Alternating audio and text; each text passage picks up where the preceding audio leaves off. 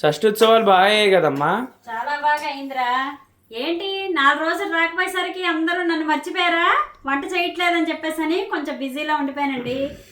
సరదాగా అన్నాను, ఏమనుకోవద్దు. ఎందుకంటే షష్ఠోత్సవాలు అని చెప్పాను కదా, 4 రోజులు 5 రోజులు ఫుల్ బిజీగా ఉన్నానండి. అందుకే వీడియోస్ తీయడం అవ్వలేదు. మరి ఈరోజు వంటలు చూడండి మావి. వంకాయ పప్పు, ఇది రెసిపీ అడిగారు చాలామంది. నేను వీలు చూసుకొని తప్పకుండా రెసిపీ పెడతాను. కాలీఫ్లవర్ టమాటా కూర, చుక్కకూర పులుసు, వేడి వేడి అన్నం. ఇదండి ఈరోజు మా ఇంట్లో వంటలు. అందరూ ఎలా ఉన్నారు? బాగున్నారా? మరి నేను షష్ఠి పూజ అలాగే భైరవాష్టమి పూజ షార్ట్ వీడియో పెట్టాను, మన ఛానల్లోకి వెళ్ళి చూడండి.